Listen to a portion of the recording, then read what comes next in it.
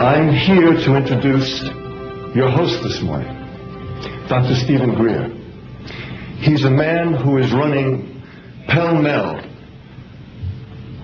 where the brave dare not go. He was an emergency room physician, in fact, the director of emergency medicine at a major hospital in North Carolina. 3 years ago, he sat his wife and his 4 daughters down and said, I've been doing this part-time, running after the truth, for 7 years now. Now I'm going to do it full-time. He walked away from all that money to pursue the truth. I always think of Hamlet's great line to Horatio, there are more things between heaven and hell than are dreamed of in your philosophy, Horatio. I'm going to introduce a man who says there are more things between heaven and hell than any of us have accepted. And I have the witnesses and the documents to prove it. Ladies and gentlemen, Dr. Stephen Greer.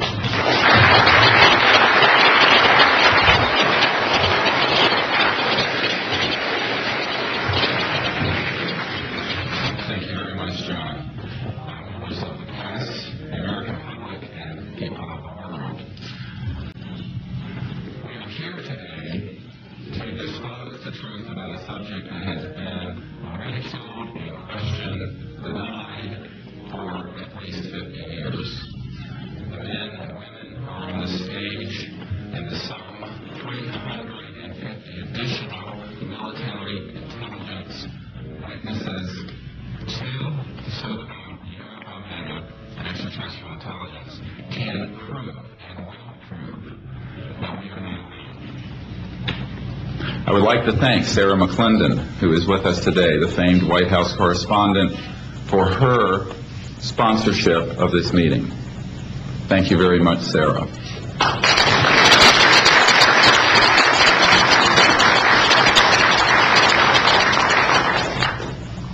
In 1993, a group of military advisors to this project and I met out in the countryside in Virginia.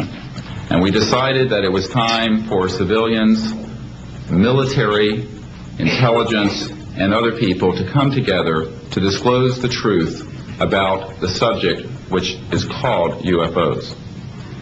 Since that time, I have personally briefed a sitting director of Central Intelligence, James Woolsey, President Clinton's first CIA director. I have personally briefed the head of the Defense Intelligence Agency, the head of Intelligence Joint Staff, members of the Senate Intelligence Committee, many members of Congress, members of the European leadership, the Japanese cabinet, and others. And what I have found is that none of them are surprised that this is true, but they are uniformly horrified that they have not had access to these projects. We can establish through these witnesses whom we have identified, which now number over 400, and these are people who have been inside the CIA, NSA, NRO, Air Force, Navy, Marines, Army, all divisions of the intelligence and military community, as well as corporate witnesses, contractors to the government. And these are folks who have been involved in so-called black budget or covert unacknowledged projects. These unacknowledged special access projects are taking in at least $40 to $80 billion per year. And they are sitting on technologies that can change the world forever. The reason we are coming forward now is that we are asking for the U.S. Congress and for President Bush to move towards an official inquiry and disclosure on this subject. It has the most profound implications for the human future, for the U.S. national security, and for world peace. Specifically, technologies connected to UFO and extraterrestrial vehicles, if declassified and used for peaceful energy generation and propulsion, would solve the looming energy crisis definitively, would end global warming, would correct the environmental challenges that the Earth is facing.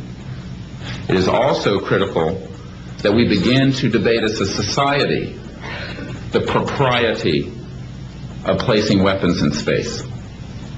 If indeed, as we can prove, it is true that we are not alone and that space is territory which we are sharing with other civilizations, it could be a very imprudent, destabilizing thing to place weapons in space. This is not being debated because it is off the national and international radar screens. It needs to be placed on it, and we are here today to do it. We can establish through this testimony that these objects of extraterrestrial origin have been tracked on radar going thousands of miles per hour, stopping and making right-hand turns.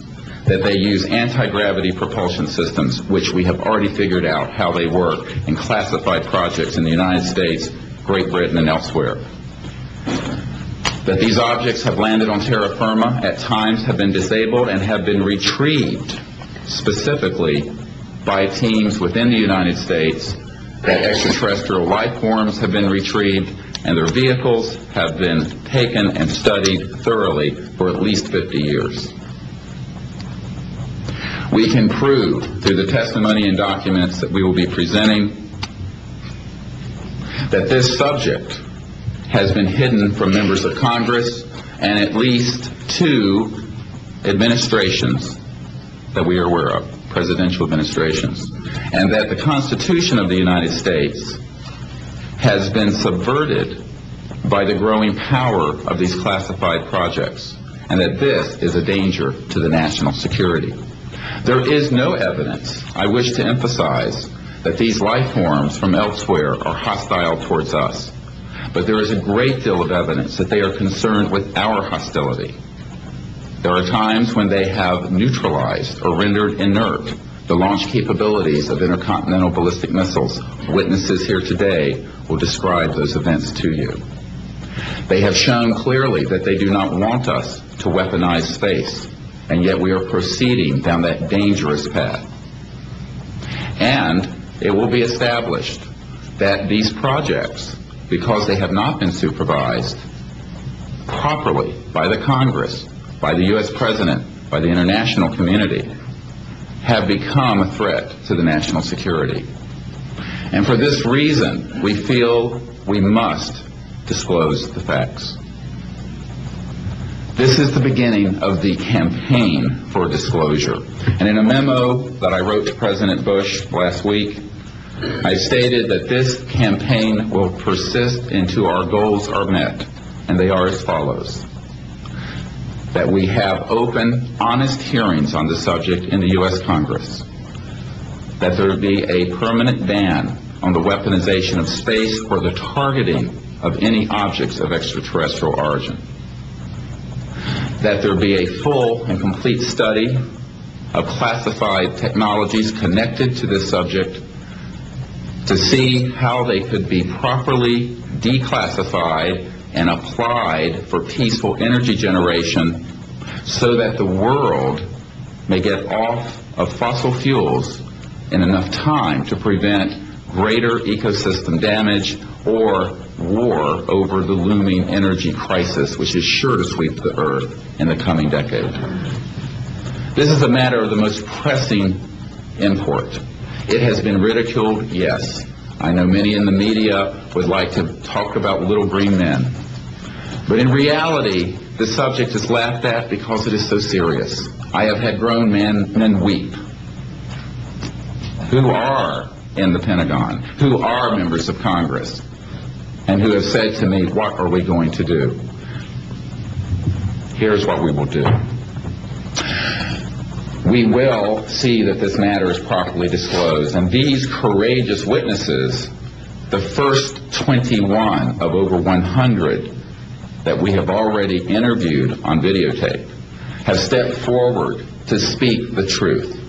Now, I expect people to be skeptical, but not irrationally so, because these men and women have come forward and they have their credentials, they can establish who they are, and they have been first-hand witnesses to some of the most important events in the history of the human race.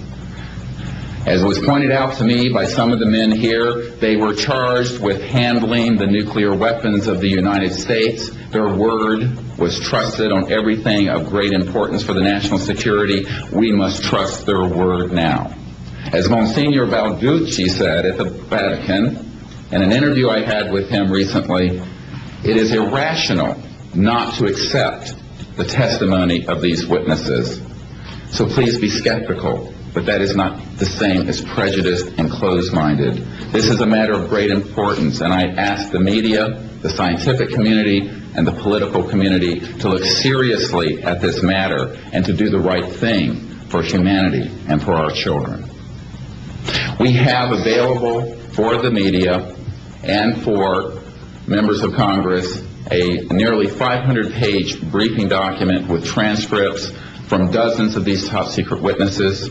We have a 4-hour videotape summary. It's not a commercial product, I'll warn you, from this project of the 120 hours that we have in interviews so far.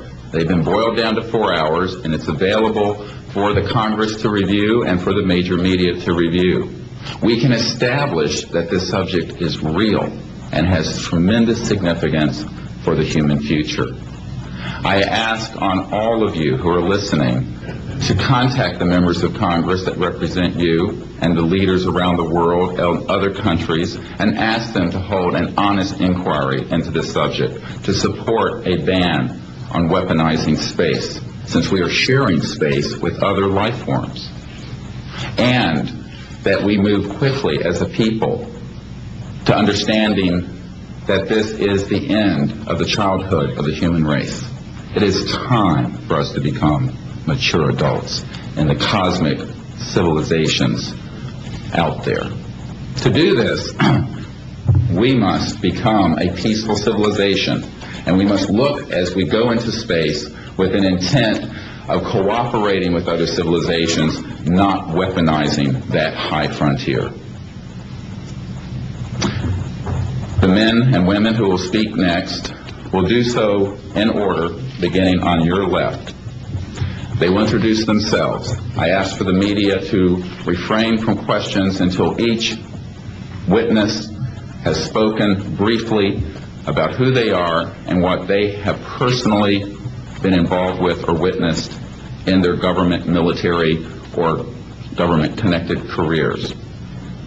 At the end, we will have questions. All of you may ask questions for as long as we can stay here, and we will provide you with all the information that you need.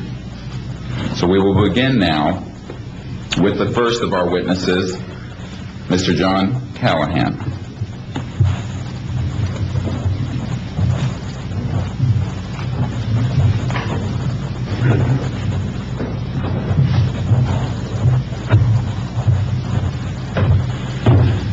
My name is John Callahan. I'm a retired FAA employee. I was the division manager for the Accidents Evaluation and Investigation Division in D.C. About 2 years before I retired, I received a call from Alaska region where the region wanted to know what to tell the media.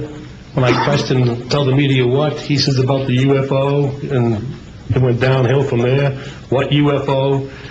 It turned out I told him what any government employee would do at that time was to tell them it's under investigation.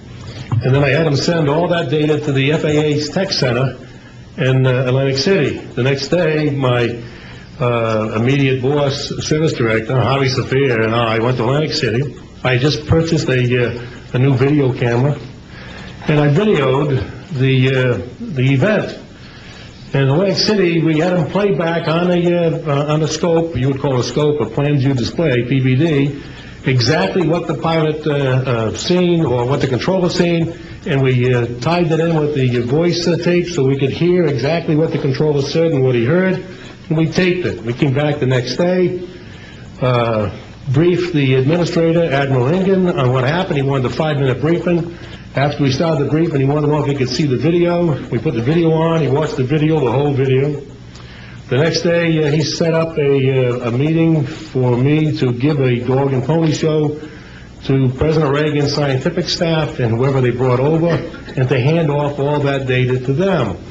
That morning in the FAA round room, it was either 9 or 10 o'clock, 3 men from Reagan's scientific staff, 3 CIA people, 3 FBI people, and I don't remember who the other guys were, along with all the FAA experts that I brought with me that could decide or talk about the hardware and the software, how it worked.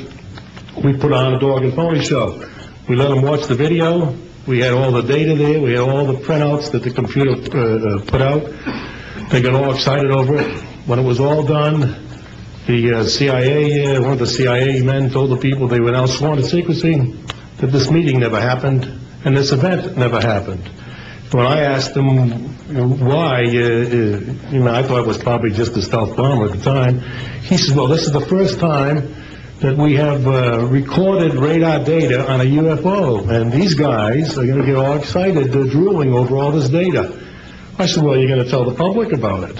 And he says, no, we don't tell the public about this. It would panic the public. He says, we're going to go back and study this. I said, okay. It was what he was going to do. Now, I've told this story many times, and I get sometimes funny looks from people.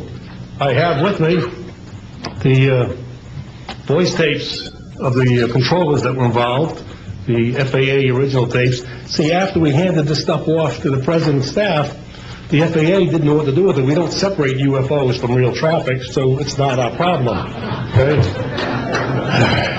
I have a copy of the original of the video that we took, which is rather interesting. And once the thing was all over, the reports started coming into my office, but because it wasn't an FAA air traffic problem, the FAA's report ended up on a table in my office. And it stayed there until I retired, when one of the staffers packed up all my gear and helped it move to my house.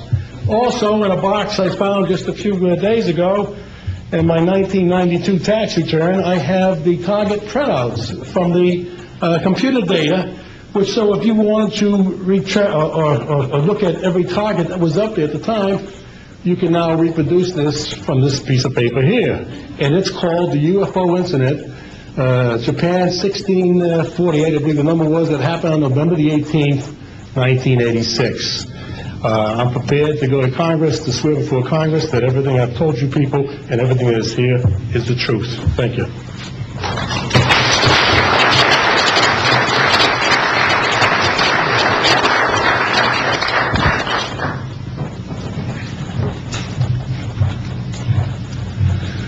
Good morning. I hope you'll pardon me, I'm a little bit nervous. My name is Charles L. Brown. I'm a Lieutenant Colonel in the U.S. Air Force, retired, subsequently 7 years with the Foreign Service. I like the name Charlie Brown, a gentleman by the name of Charles Schultz, of great talent, sort of elevated the name, if you will. During World War II, I was a young farm boy from West Virginia. I got the patriotic bug, joined the United States Army, ended up flying bombers in Europe, and entered the war transport in the Pacific. Finished college in the late summer of '49, recalled to active duty in the newly formed United States Air Force. I was assigned to an organization called Office of Special Investigations. The Air Force, as most of you know, was formed in 1947. OSI, as a central investigative agency for the Air Force, was formed, I think, in 1948. So everything was relatively new. Needless to say, starting in '47, UFOs were rather new.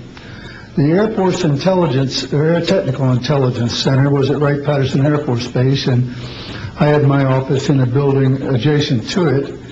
And our organization was the worldwide investigative agency for the Air Force for any unidentified flying objects. This lasted for about 2 years. The project name was known as Project Grudge.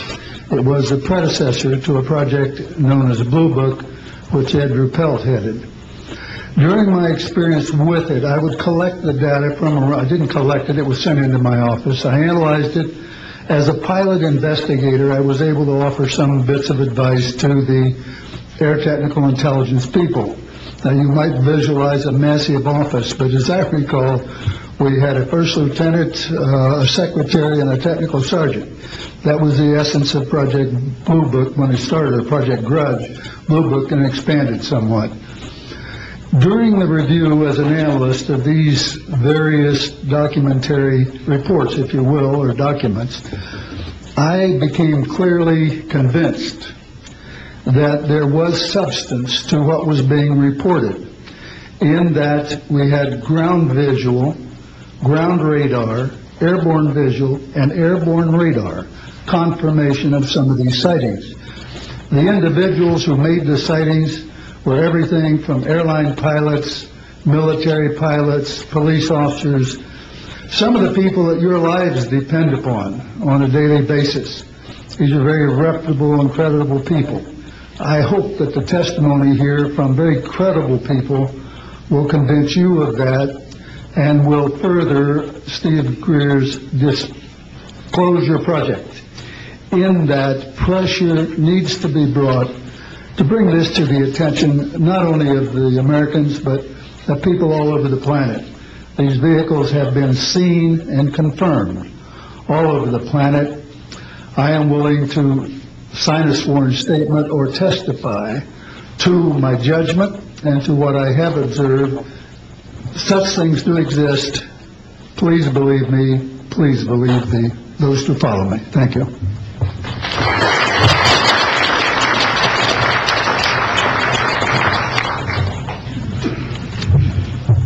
My name is Michael Smith. I was in the Air Force, a sergeant, from 1967 to 1973. I was aircraft control and warning operator. While I was assigned to Klamath Falls, Oregon, in early 1970, arrived at the radar site, and they were watching a UFO on a radar that was hovering at about 80,000 feet. It sat there for about 10 minutes and then slowly descended until it dropped off the radar. It was gone for about 5-10 minutes, and then instantly reappeared at 80,000 feet, stationary. The next sweep of the radar, it was 200 miles away, stationary. It hovered there for about 10 minutes and redid the whole cycle twice more. When I found out what you normally do when you see a UFO, I was told that you notify NORAD, you don't necessarily write anything down, you don't write anything down, and you keep it to yourself. It's a need-to-know basis only. And NORAD one night called me about later in the year to let me know as a heads up that there was a UFO coming up the California coastline. I asked them what I should do about this. They said, nothing, don't write it down, it's just a heads up. And then late 1972, while stationed at the 753rd Radar Squadron in Sault Ste. Marie, Michigan, I received a couple panicky calls from police officers who were chasing 3 UFOs from Mackinac Bridge up I-75. So I immediately checked the radar, confirmed that they were there, called NORAD, and they were concerned because they had 2 inbound B-52s going to Kinslow Air Force Base. So they diverted them because they didn't want any proximity of the 2. And that night I answered many calls from the police department, sheriff's department and stuff. And my standard response was, there was nothing on radar. And I will testify to this under oath to a congressional hearing.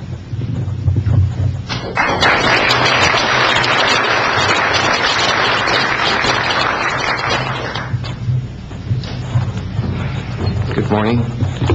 My name is Enrique Colbeck. I am a air traffic controller. I'm sorry for my English. I'm so scared. I'm not accustomed to talk in front of a lot of people. I'm here because I'm being a witness in a voluntary way on my work. I work in Mexico City as radar controller and the International Airport of Mexico. And I'm going to give an example about this sightings that we have in Mexico for several years, and this issue happens a lot of times in my country, unfortunately.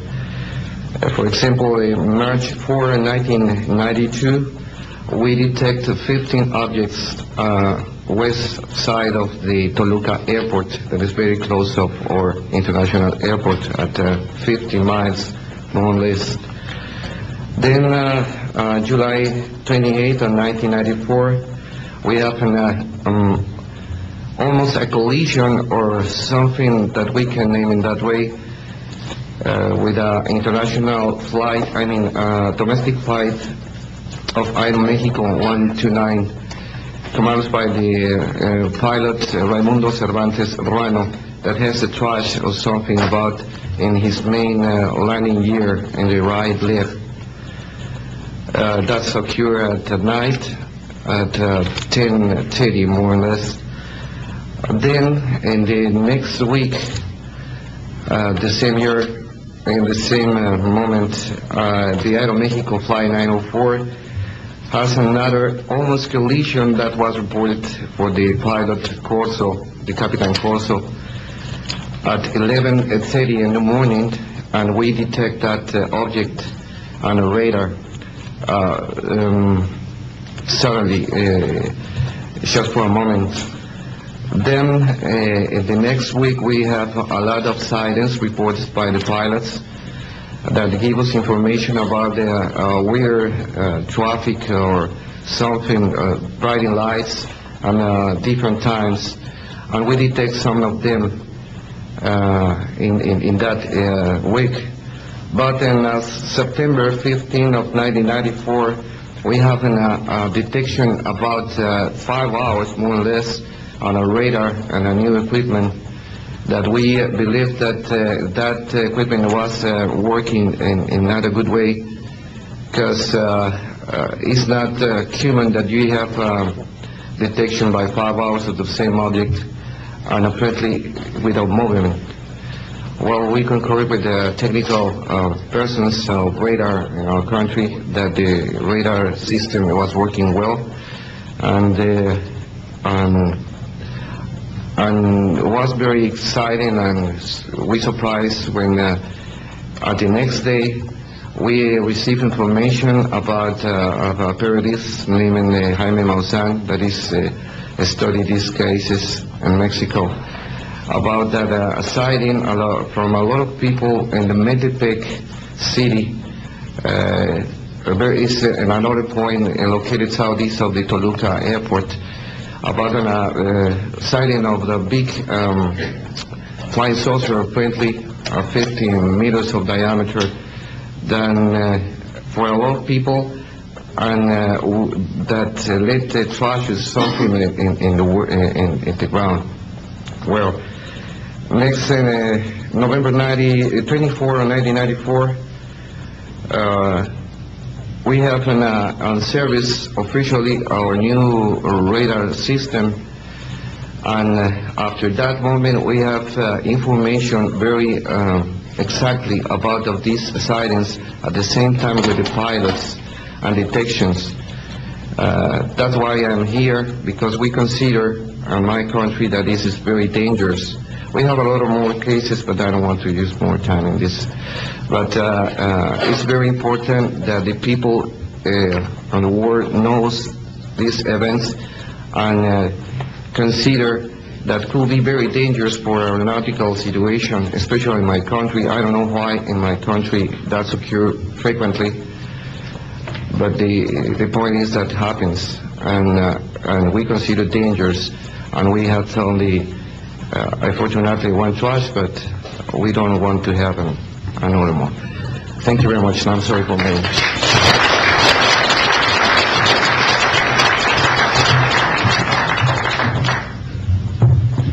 My name is Graham Bethune. I'm a retired Navy commander, pilot, had a top secret clearance.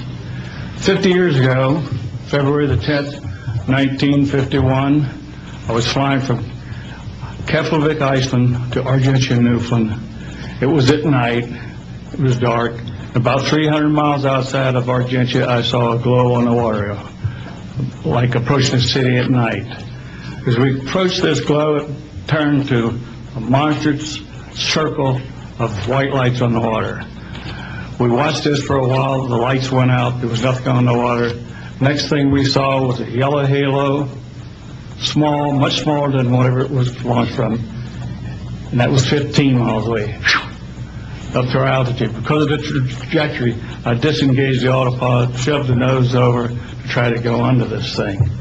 At that time, I heard a noise underneath. I thought maybe it hit us. It was actually some of the crew members ducking, and they collided, and a couple of them were injured. Then it appeared over to the right and moved out slowly and flew with us. It was still not at our altitude, but we could see the shape of it. It had a dome. We could see the coronal discharge. I went back aft to let the other pilot, Al Jones, take my seat to see what the passenger's reaction was. Came back to the cockpit, told him not to report anything, simply because what the psychiatrist had said to me, maybe they would lock us up. So basically, the instruments in the cockpit, we had 4 or 5 failures. In the area of magnetic compass, electromagnetic effect, in area of directional finders, and this type of thing. The craft was tracked by radar in excess of 1,800 miles an hour. It never did get to our altitude. We had 31 passengers, plus the psychiatrist and the crew members, that all cited this at different areas. When we landed at Argentia, Newfoundland, we were interrogated by the Air Force, an excellent interrogation, Captain Paulson. When we landed at the Naval Air Test Center here at Patuxent River, we were required by Navy intelligence to make out individual reports. Out of the National Archives, I have the 18-page official Navy and Air Force report. I've made up a report to straighten out all the truth. There's a stack of books out there that have written all of this up. So the truth is here. I will testify under oath before Congress that everything that I have said is true.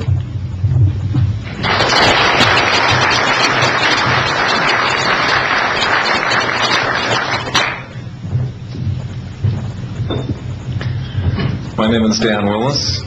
I was in the United States Navy. I held a top secret crypto level 14 extra sensitive material handling security clearance.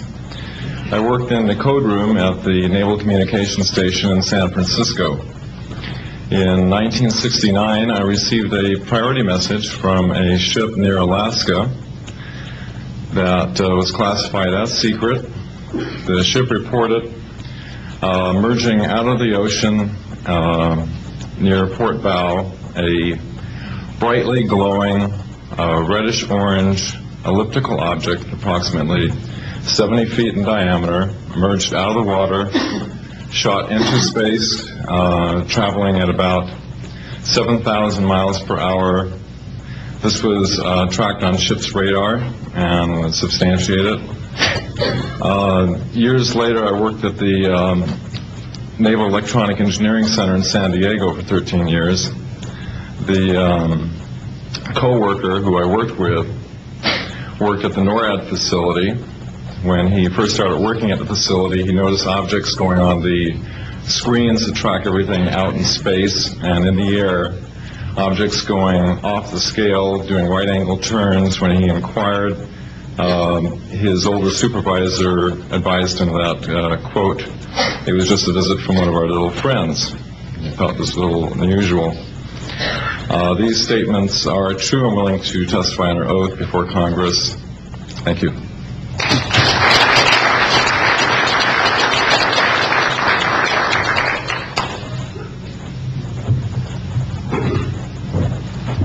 My name is Don Phillips. I was in the United States Air Force and had worked with certain intelligence agencies of the United States government.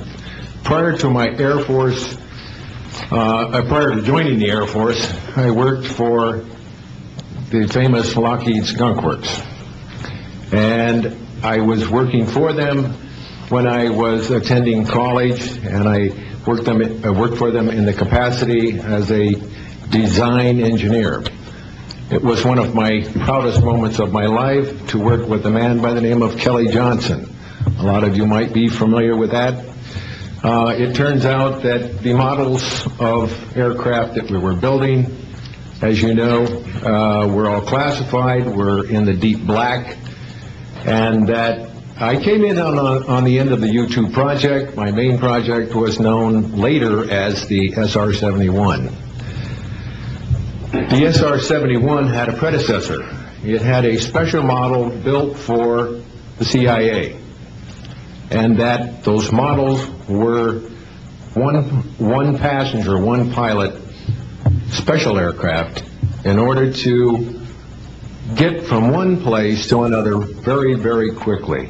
Now, these SR-71s, as we know them, the Blackbird, are the type of aircraft that are still classified in a sense as far as the altitude that it flies at and also the speed records that it holds.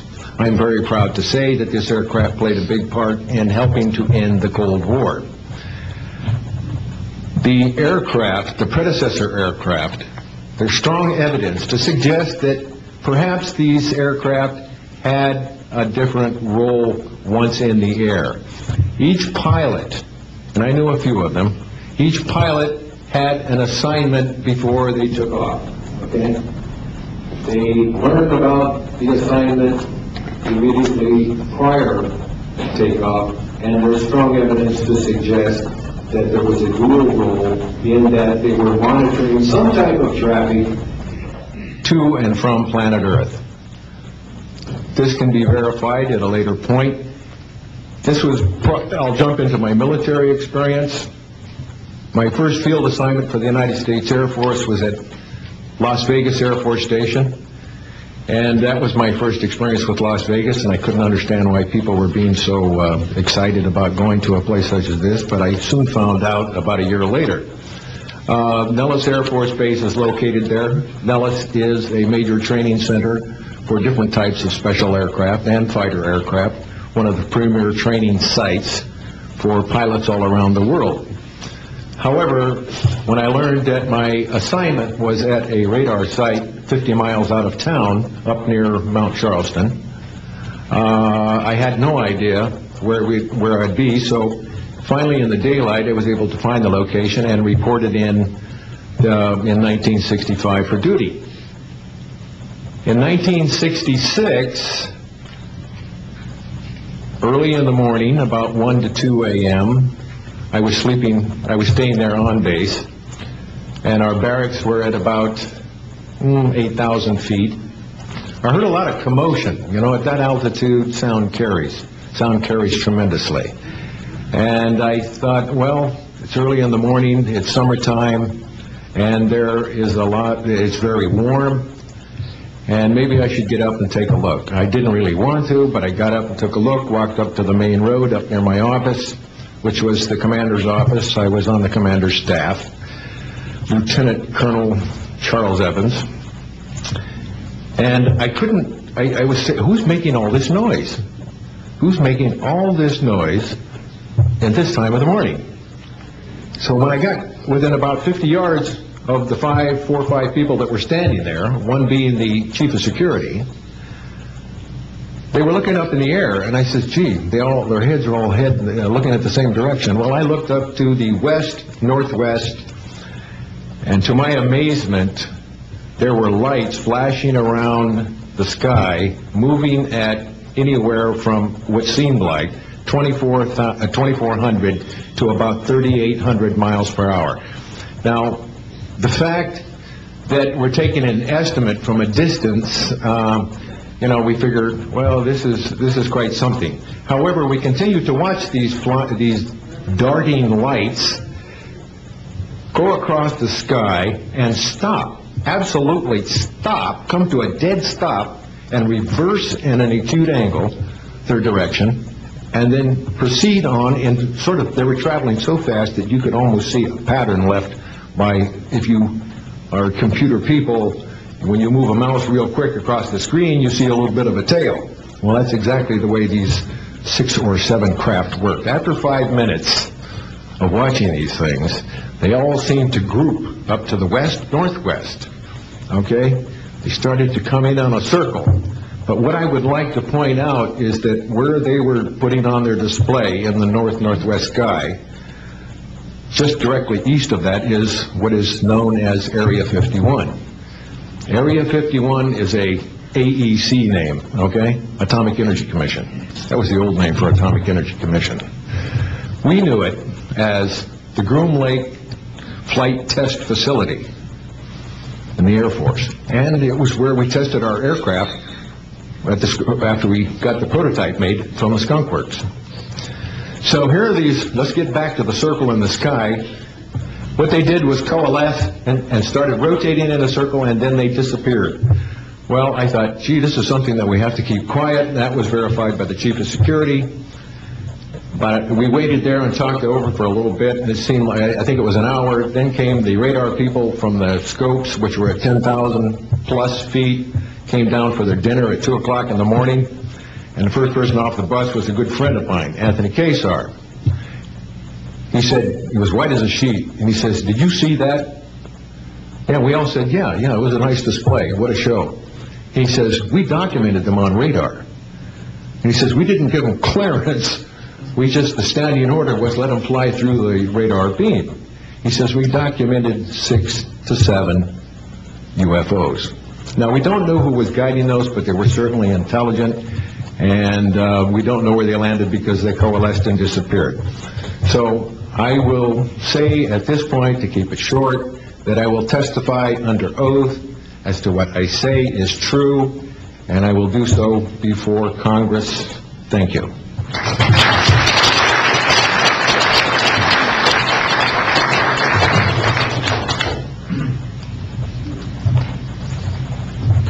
My name is Robert Solis.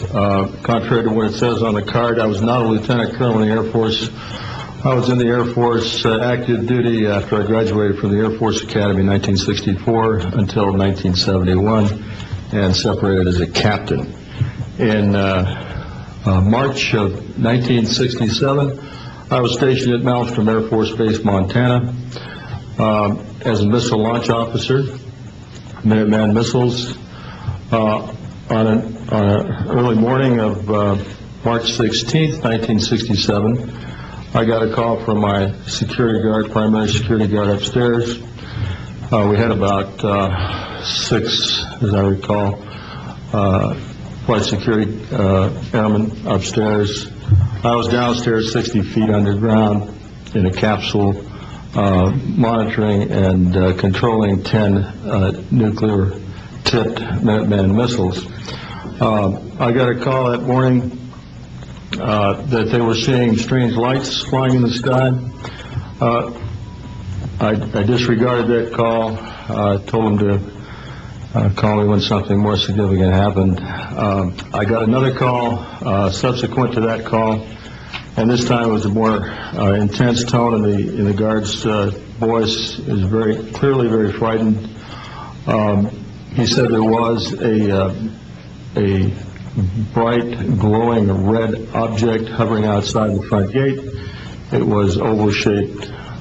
He had all the other guards out there with their weapons drawn. Right after that call, I woke up my commander, who was on a rest period,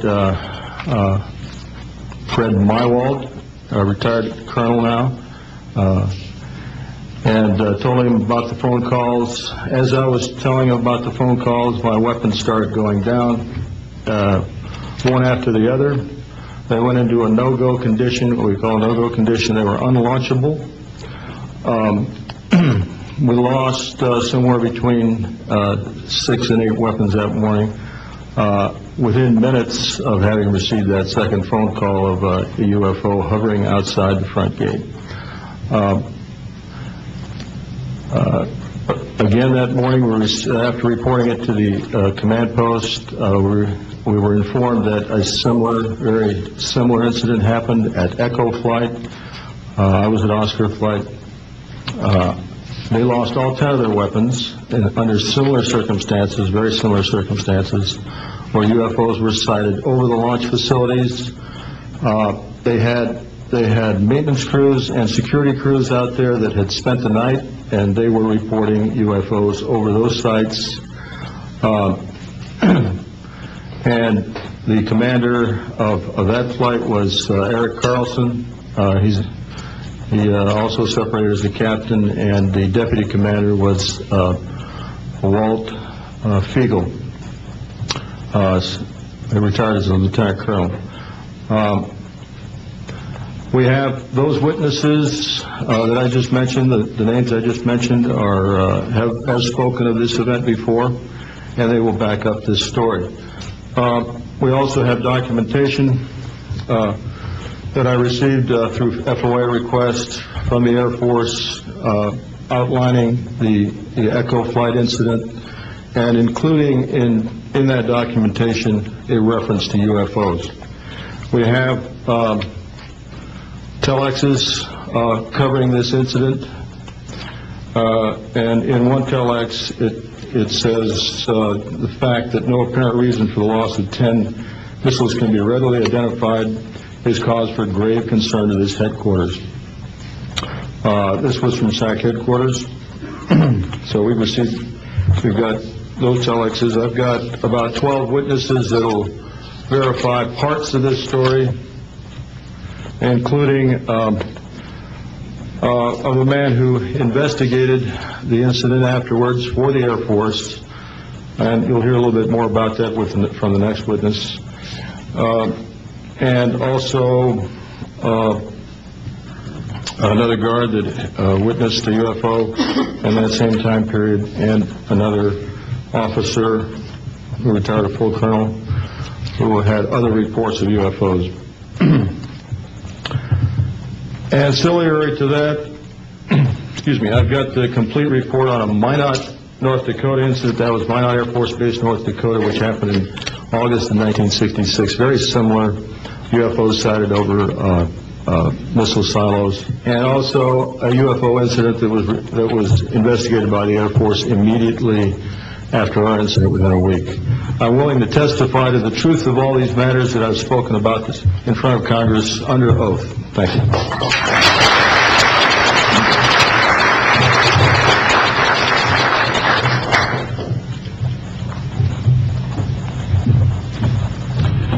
Good morning. My name is Dwayne Arneson. I served 26 years as a communication electronics officer in the U.S. Air Force, all over the world, including Vietnam. I was lucky to be selected to be commander of 3 different units in the Air Force.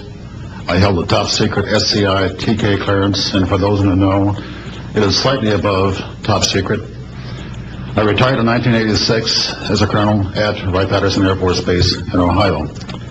I would like to relate about 3 different experiences, if you will, that relate to UFOs. As a young lieutenant over in Germany, Ramstein Air Base, Germany, back in the early 60s, I was in charge of the cryptographic center. I had a top secret crypto clearance at that time, and I can clearly recall seeing a message that went through my crypto center which said that a UFO had crashed on the island of Spitsbergen, Norway, and the team of scientists were coming to investigate it. Going forward to the 1967 time frame, I was assigned to the 28th Air Division at Great Falls, Montana, and I was the officer in charge of the communications center there. Also, I was a top secret control officer for the division. I had a crypto account. I was a account custodian, and I also passed out nuclear launch authenticators. During that time, I can recall seeing a message come through that communications center which said, basically what Bob was just got through talking about, is that a UFO was seen near the missile silos and the missiles were deactivated. Coincidentally, the person that Boeing sent to investigate the particular missile conditions, if you will, what made them shut down, was my first manager at Boeing, Mr. Bob Kaminsky, who has since passed away. And I can recall him on different occasions. He lived close to me in Auburn, Washington. That's where I'm from. And he said, Arnie, he says, those missiles were perfectly clean. That was the result. So then one last incident concerned when I was as a commander of the unit in Great Falls, or in Caswell Air Force Station, Maine, I had contacts with the security police at Loring Air Force Base, and they told about UFOs that were seen near the nuclear weapon storage areas on Loring Air Force Base. And I'd be glad to testify to Congress that this is absolutely the truth. Thank you.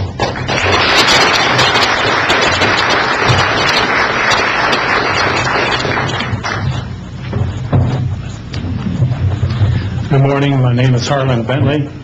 During 1957 and 1959, I was a PFC in the United States Army. stationed north of Washington, D.C. on the Nike Ajax missile base close to Olney, Maryland. In May, this month of 1958, about 6 a.m., I heard a noise outside that sounded like a pulsating transformer. I sat up in my bunk, I looked out the window, I saw a craft heading for the ground and crashed. Pieces broke off of that craft, immediately took off again. So there's a lot more to that story, but I've got to speed this up.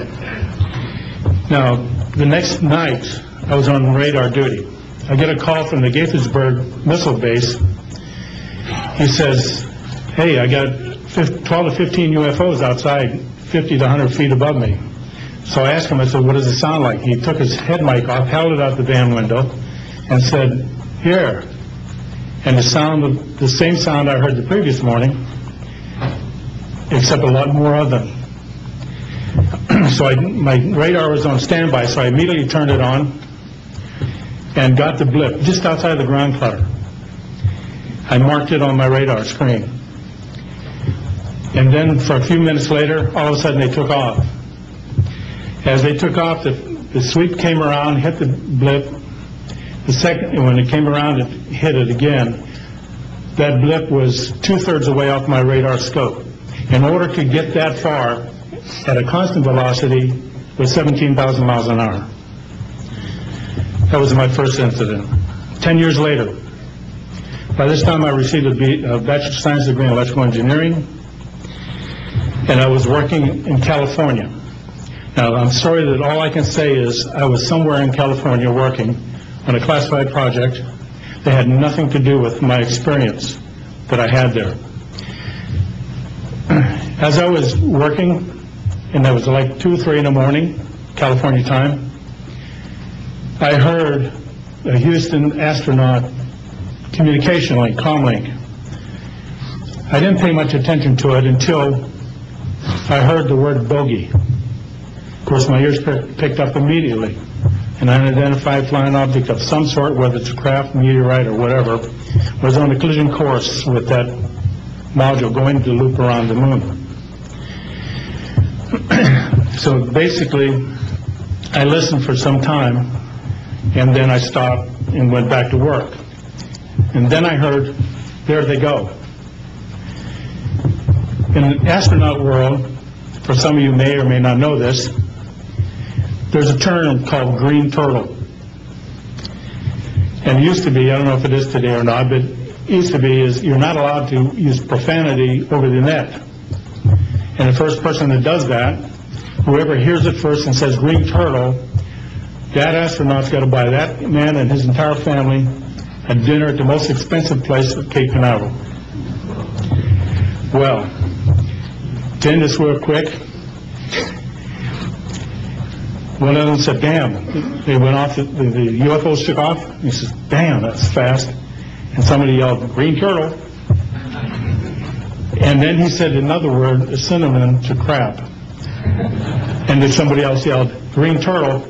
And you could see him, he grit his teeth, as now he had to buy 2 expensive meals. And my particular experience, I will testify before Congress if necessary, and explain exactly what happened. Thank you.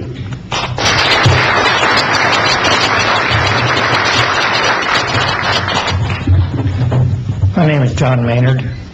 I'm a retired Army. I retired as a Sergeant First Class.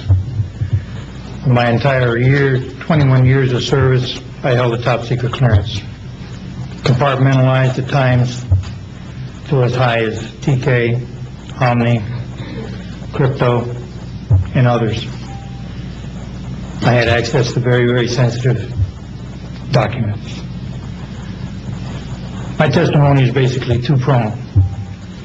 One, I retired from DIA in 1980. And when as an administrator, you take over an office, you take over everything and you sign for everything. And I signed for well over 2,000 documents.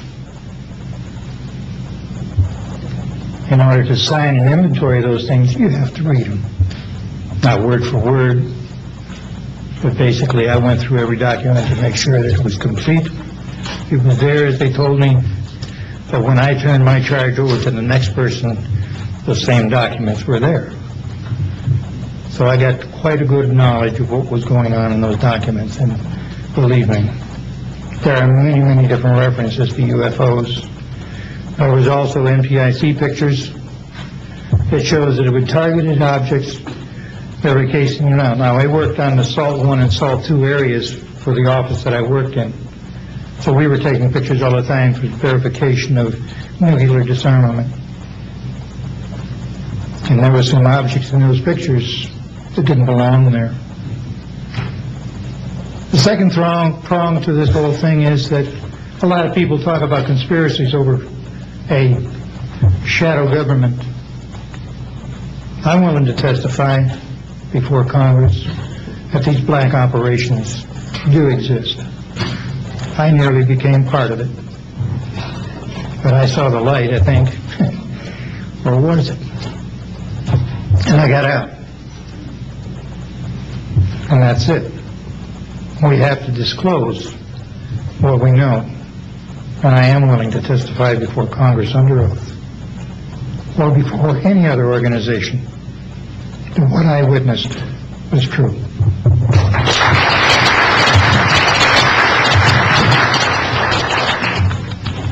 Good morning. My name is Carl Wolf, and I was a precision electronics photographic repairman with a top secret crypto clearance in the United States Air Force. I was stationed at Langley Air Force Base in Virginia. In 1965, in mid-1965, I was loaned to the Lunar Orbiter Project at NASA on Langley Field. Dr. Colley was in charge of that project. They had problems with a piece of electronic equipment that was bottlenecking their production of photographs. I went to the facility, and when I walked into the facility, there were scientists from all over the world. I was stunned, actually, to see people at a NASA project from all over the world. It didn't make any sense to me initially. I was taken into the laboratory where the equipment was malfunctioning. I couldn't repair it in the dark. I asked to have it removed. Airman second class was in the dark room at that time. I was also an airman second class. I was interested in how the whole process functioned, how the data got from the lunar orbiter to the laboratory. I asked the young man if he described the process to me. He did. About 30 minutes into the process, he said to me, in a very distressed way, by the way, we've discovered a base on the backside of the moon. And then he proceeded to put photographs down in front of me, and clearly in these photographs were structures, mushroom-shaped buildings, spherical buildings, and towers. And at that point, I was very concerned because I knew we were working in compartmentalized security. He had breached security, and I was actually frightened at that moment. And I did not question him any further. And a few moments later, someone did come into the room. I worked there for 3 more days, and I remember going home and naively thinking, I can't wait to hear about this on the evening news. And here it is, more than 30 years later, and I hope we hear about it tonight. And I will testify under oath before Congress that what I'm saying is the truth.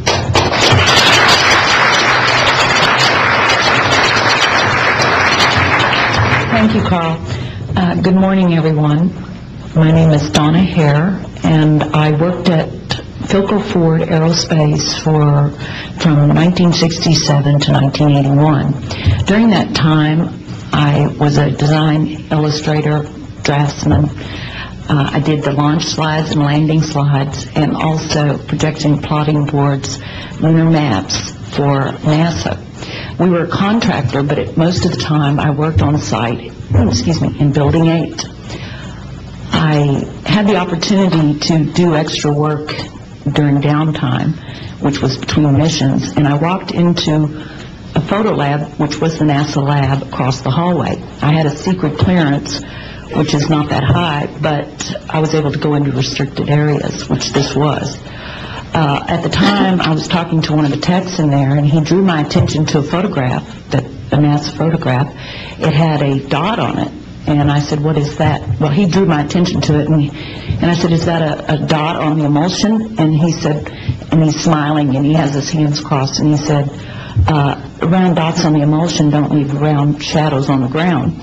And this was an aerial photograph of the Earth, I'm assuming the Earth, because it had pine trees on it, and the shadows of the craft, or whatever it was, were in the same angle as the trees. And by its very nature, UFO, and I wanted to clarify that to a gentleman that was talking to me, means unidentified. So I did not know what this was. But I realized at this point that it's very secret, that it was kept secret, because I asked him, what are you going to do with this piece of information? And he said, we always airbrush these out before we sell them to the public. So they're pesky little creatures appearing on this photograph they wanted to get rid of. After that, I decided I would ask questions to other people that worked there. And I found that I had to ask them away from the site and not on site. A guard told me that he was asked to burn some photographs and not to look at them. And there was another guard guarding him, who was in green fatigues, watching him burn the photographs. And he said he was too tempted. He looked at one, and it was a picture of a UFO, and he was very descriptive. I can go into that later with anyone. He immediately was hit in the head, and he had a big gash in his forehead. He was knocked out, and he's terrified, so he would have to be protected. Another incident, I knew someone in quarantine with the Apollo astronauts.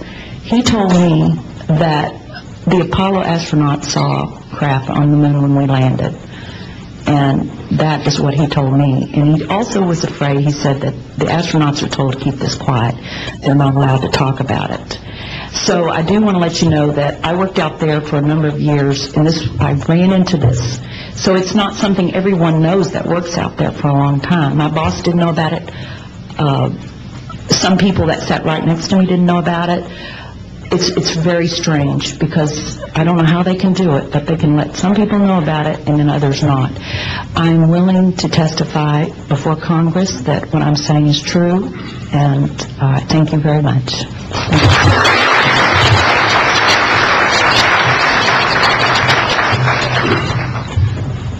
Good morning, ladies and gentlemen, and members of the press. My name is Larry Warren. 20 years ago, in 1980, I was a security specialist assigned to RAF Bentwaters, Woodbridge, NATO Air Force facilities in Suffolk, East Anglia. I had a secret security clearance. I guarded our backline nuclear weapons that were stored there at the time, without the knowledge of the people of Great Britain. I went through a portion of a 3-night UFO event where objects made incursions over our WSA, fired pencil-thin beams of light into them, and adversely affected the ordnance, possibly. These objects were on the ground on 2 different nights. Potentially there was another life form seen. This is an unpopular truth. These events were of extreme defense significance to not only Her Majesty's government, but this government as well, and they are still shrouded in secrecy. They are very complex, they are very vast. This is more about a human rights issue than just a UFO issue. 20 years ago, this room would be empty. I see a turn in history. This is history in motion, but unfortunately it's history with a security classification. I would be more than honored to swear under oath that I experienced what I did, I saw what I saw. These events produced not only, after numerous denials by this government, a memo by Lieutenant Colonel Charles Holt, our deputy base commander, which reads like science fiction. It also produced, years later, an on-site audio tape he made as these objects performed their feats and did what they did and violated airspace. These events are of extreme defense significance. I hope my brothers in arms that went through these events will be given immunity at some point and be able to join us here. It is an honor to share the stage with all of these people. And I think for all of our children, my son Dennis, God bless you, son, we can change the world. You're heroes for being here also, and I will testify in front of Congress if asked to. God bless. Thank you.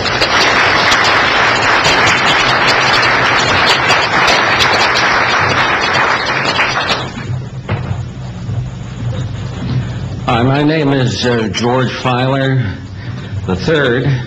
The reason I'm here is because George Filer V is in the hangar and will be born on Friday. And I'm a retired intelligence officer and flyer with almost 5,000 hours, and I didn't believe in UFOs until London Control called us in the winter of 1962 and asked us, would we chase one? And we said, sure. So we let down from 30,000 feet to 1,000 feet where the UFO was hovering, and we went into a steep dive and actually exceeded the red line of the aircraft. So it's kind of dangerous chasing UFOs. In any case, I was able to get the UFO on the aircraft radar at about 40 miles, and we could see a light out in the distance, and as we closed, we kept on picking up this radar return. The point I'm mentioning is that the radar return was very distinct and solid, indicating it was some kind of a metallic object. We got about a mile from the UFO, and it kind of lit up in the sky and went off into space, very similar to what the shuttle looks like when it takes off. Later on, I was working in intelligence in Vietnam. I briefed General Brown about UFOs. When I was in 21st Air Force, McGuire Air Force Base, briefed General Glau about a UFO over Tehran, Iran in 1976. The two F-4s from the Iranian Air Force had taken off and tried to intercept the UFO, and when they turned on their fire control systems, they immediately went out. All the electrical systems went out. The planes had to return to base. This was particularly significant because it was also picked up on satellites. In 1978, on January 18th, I was going into the base. Every morning I did the briefing to the general staff, and I noticed that there are some lights off in the distance at the end of the runway there. And when I got into the command post, the senior master sergeant in charge said that there had been UFOs in the pattern all night. They're on radar. The tower had seen them. They got in aircraft reports and so on. And that one had landed or crashed at Fort Dix. Fort Dix and McGuire are right together. And this is kind of like the Roswell of the East. But in any case, an alien had come off the craft and had been shot by a military policeman, and apparently was wounded and was heading for McGuire. So for whatever reason, the aliens liked the Air Force better than the Army, perhaps because they're shooting at them. But in any case, our security police went out there and found him on the end of the runway dead. And they asked me to brief the general staff, General Tom Sadler, and at the 8 o'clock stand-up briefing, and I said, I don't think I want to do this. You know, the general doesn't have a good sense of humor, and I'm not sure I believe this. So I did some checking, called the 438th command post, and everybody had pretty much the same story. And at 8 o'clock that morning, just before I went on, was going to brief this, and I was very worried about it. They said, don't brief it, that it's too hot, so to speak. That's pretty much my story, and I'm prepared to tell the story in front of Congress, and it is the truth. Now, because of this, I've stayed interested in UFOs, and I'm the Eastern Director of the Mutual UFO Network. And between the National Reporting Center and Peter Davenport and the MUFON, we get 100 reports a week on average of people from all over the United States that see these things regularly. And if you start checking, they're out there and they're low, and people are seeing them all the time. And these are highly qualified people, all of whom essentially give us the reports by email. Thank you.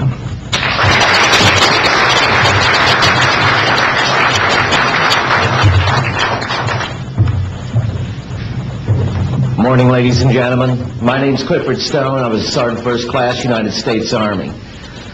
I had a secret clearance with nuclear assurity. I could get the clearance that I needed to do whatever it was that was necessary for me to do at the time on special operations when I was called in on those What I'm referring to here is that I was involved in situations where we actually did recoveries of crashed saucers, for lack of a better term, debris thereof.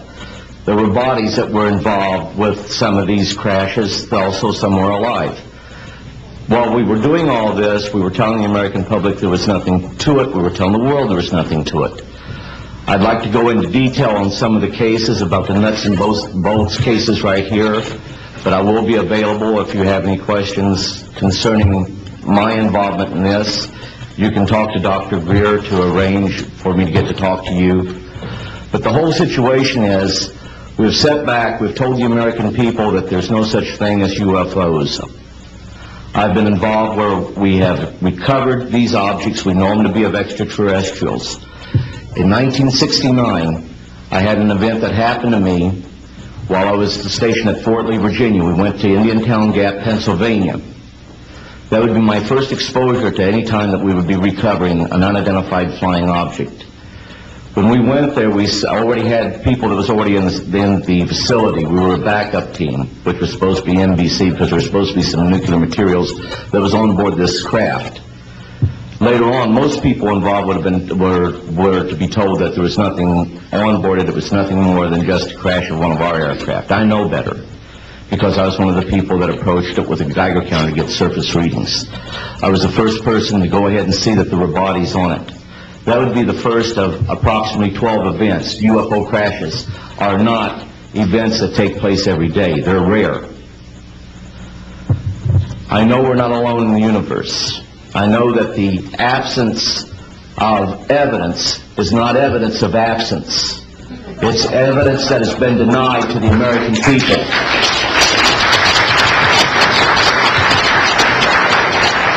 I stand before you today in my almighty God, and I tell you this. If Congress calls me in and says, will you testify in detail what you know, I stand here today prepared and ready to do just that. Governments must never lie to the people for no reason. Thank you.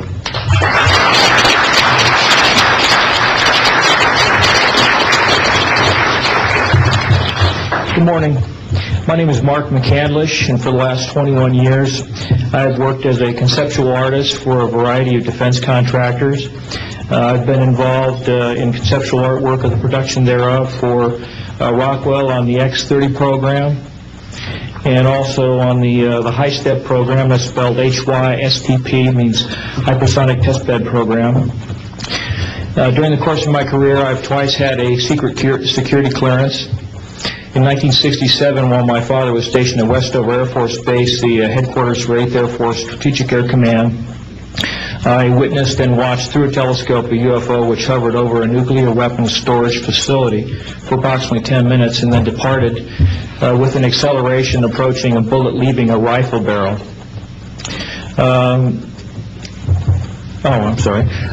In 1988, in November, a college buddy of mine, an associate by the name of Brad Sorensen, informed me that he had personally witnessed 3 flying saucers at a very large hangar at Norton Air Force Base during the course of an air show that was held on Saturday, November 12, 1988. I subsequently called my congressman from that district. I called his office. This was Congressman George E. Brown, Jr., who at the time was the chairman of the Congressional Committee on Space Science and Advanced Technology. I naturally assumed that since this presentation that Brad talked about was for top military brass and certain congressional individuals, that his office must have coordinated this with the local Air Force Office of Public Affairs. A male staff member in Congressman Brown's office not only confirmed the exhibit, but the fact that there were 3 discs at that exhibit. These discs were hovering off the floor without any visible means of support. They were referred to as alien reproduction vehicles, also nicknamed the flux liner because they used high voltage electricity. Let's see. To keep things short, this is a diagram that I made based on a sketch that Brad Sorensen did for me in rough form shortly after he had his sighting. and subsequently cleaned that drawing up and made it much more accurate, and that's the drawing that Dr. Greer is holding there now. Later on, I obtained photographs that were taken in 1967 by a military pilot, Harvey Williams, flying a C-47 for the Air Force at 12,000 feet, approximately 25 miles southwest of Provo, Utah. This particular vehicle matches the so-called ARV in all proportions and respects in terms of the detail of the shape of the craft. And this was photographed, as I say, in June or July of June of 1967. I later spoke to a gentleman by the name of Kent Sellen that I met at an air show at Edwards Air Force Base in 1992, the first unveiling publicly of the B-2 bomber. He indicated to me that in 1973, when he was a crew chief working on experimental aircraft at Edwards Air Force Base, that he had unintentionally wandered into an area where there was a classified aircraft, namely the ARV. He described it in detail, and he added other details to the account concerning the configuration and the operation of the vehicle that Brad Sorensen was not aware of. Subsequently, Brad Sorensen met with the famous aeronautical designer Burt Rutan, gave him a copy of this blueprint which you've just been shown. Mr. Rutan felt that it was a joke and put it on his wall as kind of a joke. And a third party confirmed for me later that a Colonel Ray Walsh from Edwards Air Force Base was visiting Mr. Rutan, saw this blueprint on the wall and registered quite a degree of shock and anger, wanted to know where the hell he got this blueprint, because there was in fact such a craft at that time, approximately 1994-95, in a hangar at Edwards Air Force Base, North Base Complex at that time. Subsequently, I've done a lot of research on this product, this vehicle. I've come across a number of declassified documents that show that the Air Force, as early as 1960, was wind tunnel testing flying saucer shapes up to Mach 20.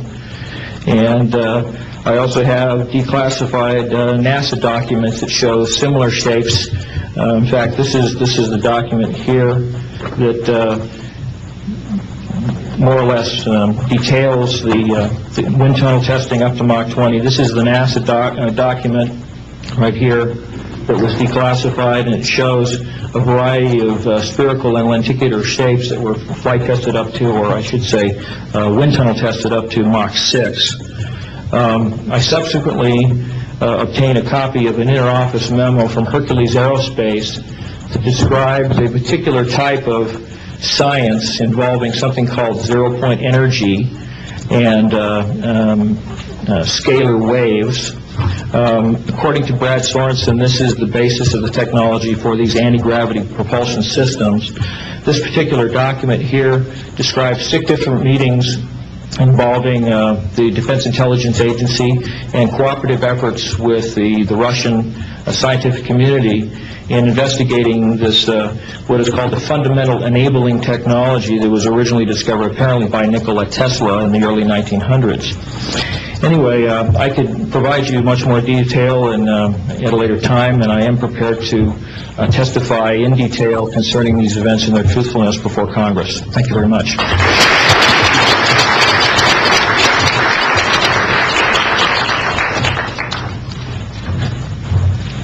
Good morning. My name is Daniel Sheehan. I'm an attorney and serving as general counsel to Disclosure Project. I'm a 1967 graduate of Harvard College in American Government Studies and Constitutional Law, and a graduate of Harvard Law School. And I served as general counsel and one of the co-counsel for the New York Times in the Pentagon Papers case, and was involved in briefing and arguing the case in front of the United States Supreme Court, giving permission to the New York Times to publish the classified documents, the 47 volumes of the Pentagon Papers.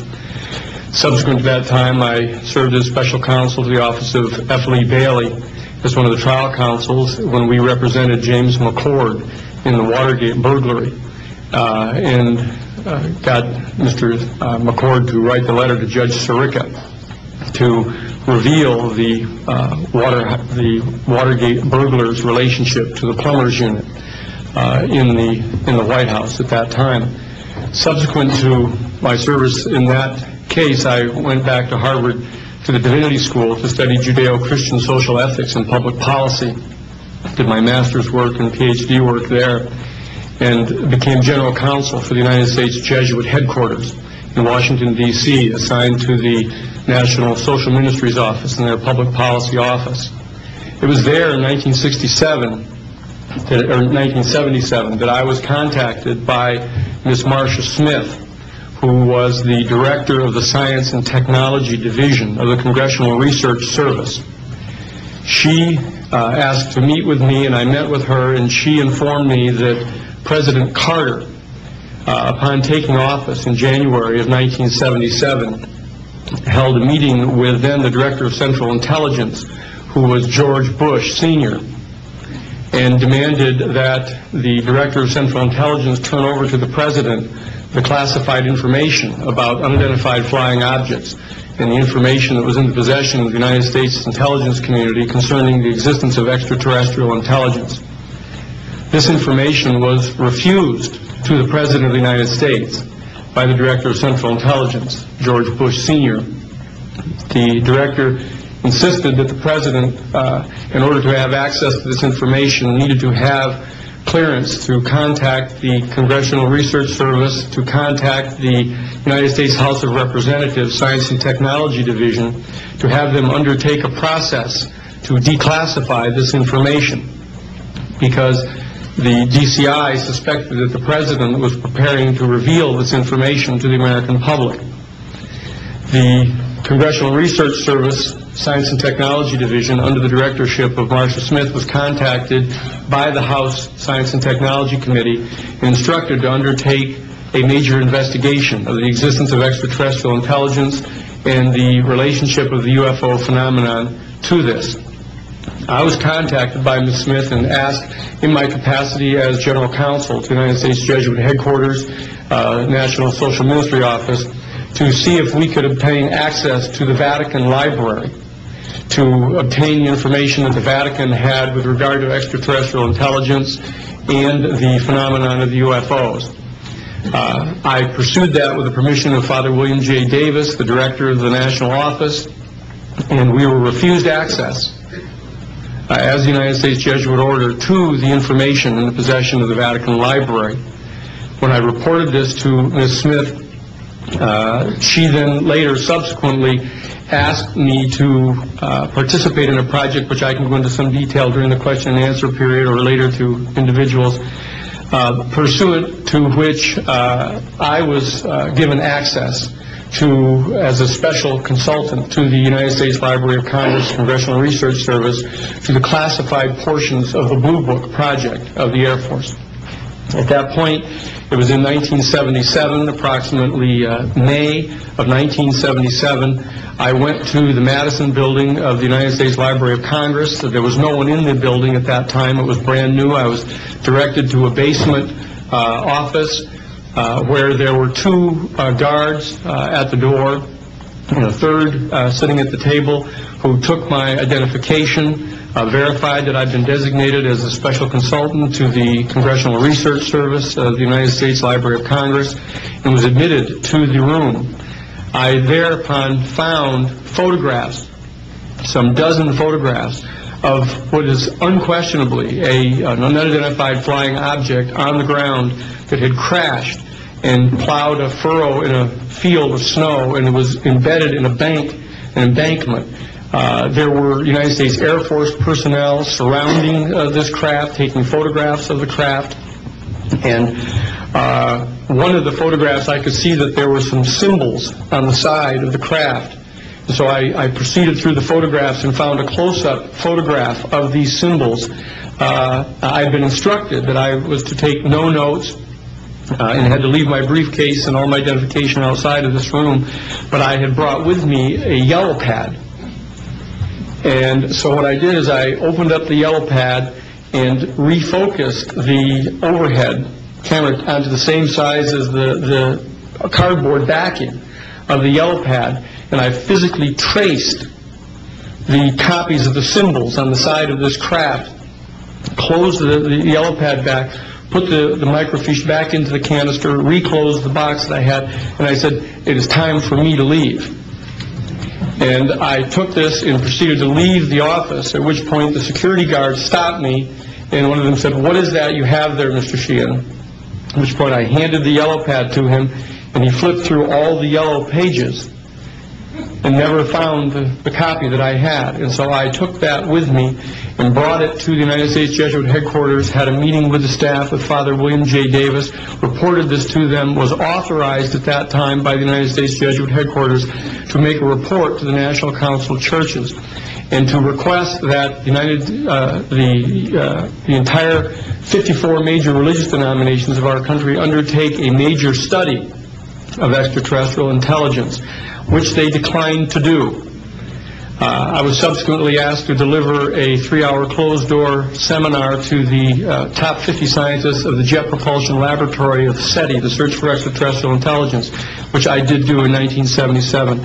I'm more than happy to testify under oath to these details to the United States Congress, and would be happy to meet with any members of the press at that time.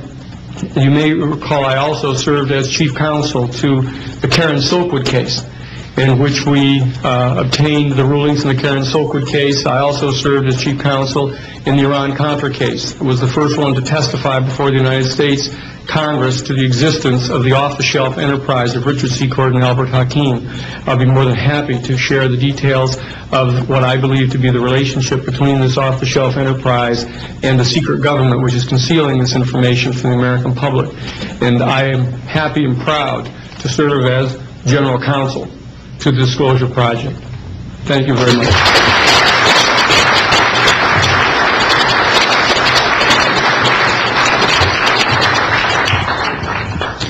Good morning. My name is Carol Rosen. In 1974, after being a 6th grade school teacher, I was introduced to the late Dr. Wernher von Braun in the U.S., the father of rocketry. In my first meeting with him, during that first 3.5 hours, he said to me, Carol, you will stop the weaponization of space. And I said, teachers don't stop until June. He said, no, you have to understand, this is February. And we have to prevent the weaponization of space because there is a lie being told to everyone that the weaponization of space is now first being based upon the evil empire, the Russians. There are many enemies, he said, against whom we're going to build this space-based weapon system. The first of whom was the Russians, which was existing at that time. Then there would be terrorists. Then there would be third world countries. Now we call them rogue nations or nations of concern. Then there would be asteroids. And then he would repeat to me over and over, and the last card would be the extraterrestrial threat. Well, at the time, I kind of laughed when he said asteroids, and when he said extraterrestrials, I knew I wasn't going to deal with that subject. And now we hear in the news just today, this week, that they've slid in another enemy. Only this time we're going to protect our satellites. In other words, we have to have some reason to spend these trillions to waste these dollars on a space-based weapon system, and they're all lies. This is a system, he told me, that would never protect anyone. Even back then, he talked about suitcase bombs. He talked about chemical, viral, bacterial, biological warfare, that these space-based weapons would never protect us against. And then he told me that, in fact, if you travel around the world, which I did after he died in 1977, I met with people in over 100 countries who were friends. They didn't want to build space-based weapons. I became a space and missile defense consultant, and I worked with people around the world. I became an advisor to the People's Republic of China. They don't want to build a space-based weapon system, and he told me back then that they didn't. He said, go to Russia. They're considered to be the enemy. I got on a plane by myself. When I got to Russia, I had a list of people that I had read out of the newspaper. Chernenko was in office then. He was the only one I didn't get a chance to meet. They introduced me to everyone when I got there. And when I got back, I said, oh my Lord, this man is telling the truth. There is no threat, And I've been waiting until this day for 27 years, and I'm expecting the spin to happen, because he also explained to me that as a military strategist, as a person who worked on the MX missile, which I did later, he said, you will find that there is going to be a spin to find some enemy against whom we have to build space-based weapons. And now we should expect the spin, because he said part of the formula for the intelligence community is if they might have a weapon, then we have to consider that they do have these weapons. So now they do have these weapons, so now we have to build these weapon systems. And that's the formula, except that it's all based on a lie. And we have witnesses here today that have shown you that these extraterrestrial beings, that these craft that have come here are now not UFOs, they're identified flying objects, and we know that they have beings in them. And we have witnesses here who have told you that they can shut down our missile silos, they can stop a rocket going into space that's a test. We have witnesses here who have worked in the classified departments, who have the courage to come forward here to support what Wernher von Braun told me back in 1974 to 77. And I will testify before the Congress that when I founded the Institute for Security and Cooperation in Outer Space, which I shut down a few years ago because I didn't believe we had a chance with this huge, integrated around the world, complex weapon system, that we had any chance at all of transforming that war industry into a space industry that could provide benefits, like Dr. Greer has said, of global warming. We can end that situation of that problem. We can end the energy crisis. We can build now non-polluting technologies. Wernher von Braun used to tell me that we could have cars back then that drove around off the ground. He described this to me on beams so that we have no pollution on this planet. And we can solve the problems of the people that are urgent and potential, and the other animals and the other cultures on Earth and in space. And we can end the arms race without dislocating the industry jobs, without disrupting the economy, by transforming, Wernher von Braun told me, the war industry into a global cooperative space industry that will provide, he said, finally, more jobs and profits on this planet than during any hot or cold wartime, more products and services that can be applied directly to solving the problems of this planet. And we can have a whole planet now that lives in peace on Earth, with all the cultures on Earth, and with all the extraterrestrial cultures in space. And these are words that Wernher von Braun told me in 1974, and I will testify before the Congress under oath about everything I have said and more. Thank you.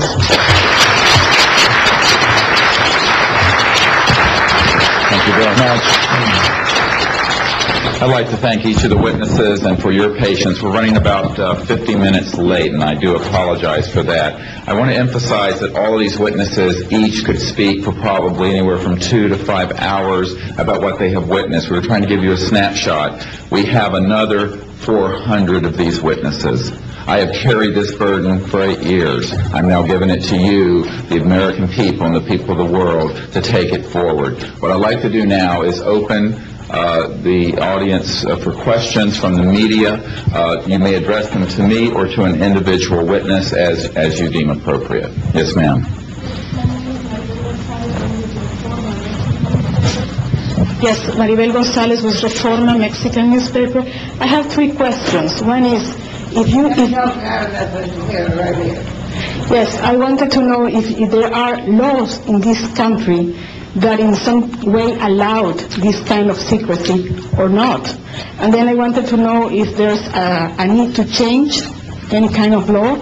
And the next one I wanted to ask you, if you may, is who is profiting from this secrecy that maintains in secret the solution to the energy crisis? I mean... Well, let me get to those, okay, quickly, because we are short on time. First of all, I think initially there was an appropriate national security apparatus in place in the 40s during the Truman and also Eisenhower years. By the late Eisenhower years, we have a testimony from Brigadier General Stephen Lubkin, still a practicing attorney, that by the late Eisenhower years that he had lost control of these projects primarily because of the compartmentalization into the military-industrial complex. operative word industrial. There are corporations such as SAIC, Lockheed Martin, Northrop, and others that deal specifically with this issue, with advanced energy and propulsion systems connected to UFOs. And I think that what has happened, from the best we can tell, from insiders that have briefed me for now about 8 years, is that we have lost control of these projects from a constitutional law perspective because the infrastructure within military intelligence and corporate channels is so well funded and so complex and labyrinthine that there are compartments within compartments within compartments, and people who are in the Congress who make inquiries, and in fact President Clinton, when he made inquiries, were simply denied access, as you heard earlier that President Carter was denied access. On your other question, I would say that in terms of profiting from the status quo, big oil. There are certain geopolitical and financial infrastructures that would not welcome a definitive replacement to the fossil fuels. I will tell you, and we can prove this with other scientists who are ready to come forward, that we already have a complete replacement for any fossil fuels or ionizing nuclear power plants. We don't need them. We haven't needed them. Probably have not needed them since the time I was born. Now, of course, this is a major issue. You're talking a multi-trillion-dollar global infrastructure change. And so this does hit the alarm bells at the National Security Council economics area. However, what is more serious to the national security? Keeping the status quo or letting ourselves go into a global ecosystem collapse and running out of fossil fuels and having massive rolling blackouts, not just in California, but globally. We have got to do something about this, and soon, and that's why we are advocating open hearings in the Congress. Other media, please. Yes, sir. I just want to know if anybody at the UN is looking into this. I personally met with Boutros Ghali's wife, Aliyah Ghali, who said that her husband was quite concerned about this.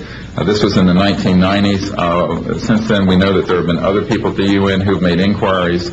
The problem is the UN has no mandate to deal with this. It needs to be given a mandate from its constituent member nations. And I think that the public and the member nations need to ask that the United Nations get involved with this. This is an international peace issue and an international security issue, and it should be taken up by the UN Security Council, and of course we are recommending that as well.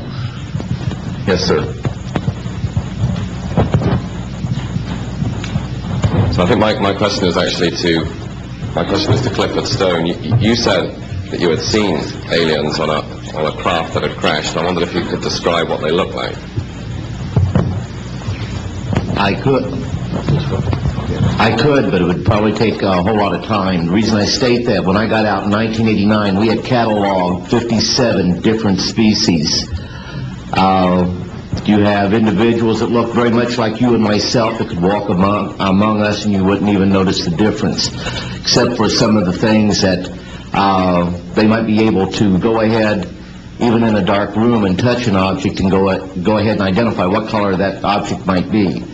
They would have a heightened sense of smell, sight, hearing. The situation is that you have various types of what we normally call grays. We didn't call them grays in the military, but you had at least 3 types of the grays. You had some that were much taller than we were. The unique thing that I'd like to point out for the most part is that the entities that we did catalog were in fact humanoid. Now this created a situation where the scientific community was trying to figure out why that would be the case, because you would expect that if life evolved on other planets, that they would take on some type of other being, so to speak, not necessarily look humanoid or be bipedal such as we are. But apparently we got quite a few of the species out there that are humanoid in appearance, and that creates a question that yet has to be answered by science. Yes, and as I call on you, please state the news agency that you were with. Yes, ma'am. Deanne Davis with United Press International. Could you please address the vehicle that there was a drawing displayed of? Why would this vehicle be on display at an air show? What is the power source that you are asserting is going to be so very useful. And how can you determine that this vehicle is not something that is being developed, by a government agency? In fact, I think that was the testimony. This is an alien reproduction vehicle, and just to be clear, this means that it is based on advanced anti-gravity and zero-point energy propulsion systems. Those are the propulsion systems. They are being manufactured by a consortium of companies that include Lockheed Martin, Northrop, SAIC, and other corporations. They do have superluminal capacity, in other words, faster than the speed of light capacity. I think Mr. McCandlish and other witnesses that he's identified could go into more of the technical physics of it. I'm just a country doctor from Virginia, I tell people. I mean, really. And but this is actually what is the reason it's called alien reproduction vehicle, is that it's based on the study of extraterrestrial vehicles, but it is manufactured by human military intelligence aerospace contracting arrangements. And this is very important. It means that we, Homo sapiens, have the ability to access this so-called zero-point field of energy, which is the ambient field of energy from which all matter and energy is fluxing, and can access that energy and generate all the power we need to run this planet without fossil fuels or pollution. Do you have any direct evidence, though, that this, we're talking about the same government that so appropriately named a snooper program Carnivore. So just because it's named the alien reproduction vehicle, considering the history and the questions that have been existing for such a long time about flying saucers, do you know, is there any direct reason to believe that this is actually derived from technology? Any of the witnesses who can attest to that? And how would this, a propulsion system, a rocket engine doesn't necessarily translate into electricity. Can you elaborate on that? Well, the first part of your question, I would say that the testimony of witnesses we have, some of whom are here, others that are not here, but they're in the briefing materials, is that we have studied specifically extraterrestrial vehicles which have been retrieved. The breakthroughs in that research have led to applications that have led to the building of this and similar anti-gravity devices. And that, in fact, that this can be proven in open testimony before Congress, and that is exactly what we are calling for. We have the witnesses to establish this, and they also have the documents and the specific details of the propulsion systems. But this is not a jet internal combustion system at all. It is actually kicked in by a type of electric power source, and it then accesses this ambient zero-point energy field that is responsible for all matter and energy existing, and by special configurations and what have you, it causes a cancellation of mass inertia and an anti-gravity effect.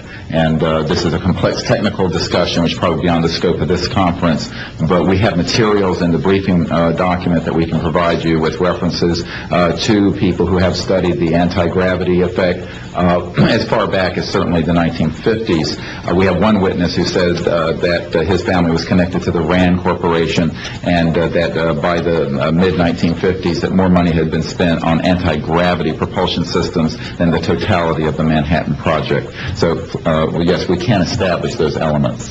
Other questions? Thank you. My name is Murray Felsher. I publish a newsletter downstairs here called the Washington Remote Sensing Letter that deals with reconnaissance and surveillance of the Earth from space.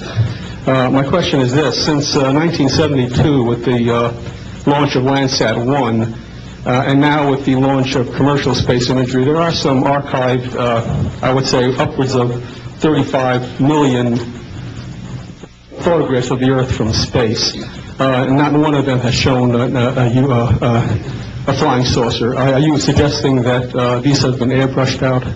We're suggesting that there is a system before the public gets hold of anything that's off of a government-connected satellite. There is a compartmented operation that does indeed sanitize them from this type of evidence. And I think the testimony of the gentleman who was with the Defense Intelligence Agency, Mr. Maynard, Ms. Hare, and others would substantiate that. We have other witnesses who have been involved in projects where such items have been sanitized out. It could also be that if you did a thorough search, you might find a few that slipped through. We obviously haven't had the research dollars to go through all the millions of images that are cataloged to look for them, but we do know there's been a very thorough sanitizing of this. And people should not be naive about the extent to which covert programs using billions of our tax tax dollars have been able to effectively hide this. This is one of the sort of myths of both the media and the public. It's sort of a Pollyanna myth that we live in a society where such things could not be done. In fact, they are done, and we can prove that they have been done. Entire proceedings here, and I'm wondering how your screening process went. Can you tell us a little bit about your satisfaction level with that? Well, I'm very satisfied that these are genuine, good people who are speaking truthfully. Out of 400 people that I'm dealing with, not 20 times this number, have I been fooled? Yeah, I'm an emergency doctor. Let me say something. People come into the emergency department with flank pain, riding on a stretcher. What have they got? A kidney stone, right? Yeah, well, some of them go into the bathroom, prick their finger, and squeeze blood into the water, the urine sample, to show that they have blood in their urine so they can get a narcotic injection. Now, have I been scammed as an emergency doctor? Because, I'm right enough to kind of know I'm being scammed. But have I occasionally? Yeah. Is it possible? It's possible. Is it likely? No. And here's what's more important. You don't not treat or accept the testimony or the history of every patient that comes in with flank pain and assume that they're lying just because you've been scanned once or twice. This field, you make a very good point, is filled with hoaxes and scams and what have you. It doesn't mean, however, that all of it is. And in fact, what we're saying after 8 years of research, we have found the documents, the top secret witnesses, the insiders willing to testify under oath before Congress that this is true. Now, here's another key point. Some of the people who are in this witness pool, Mr. Sheehan, myself, and a couple of other attorneys, are members of state licensed professions. And what that means is that if we are perpetrating a hoax, we will lose our license to practice medicine, we will lose our license to practice law, we will be perpetrating a hoax upon the public.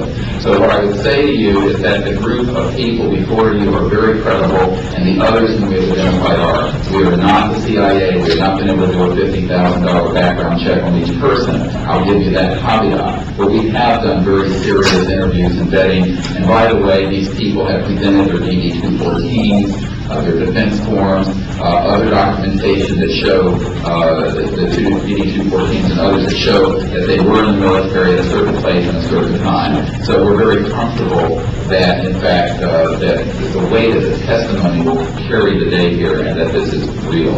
Yes, I had an insight, and it relates to your question. There have been tens of thousands of sightings and experiences from all over the world. Only one needs to be true. Because if only one is true, then the entire case, the non-reality, is falling apart.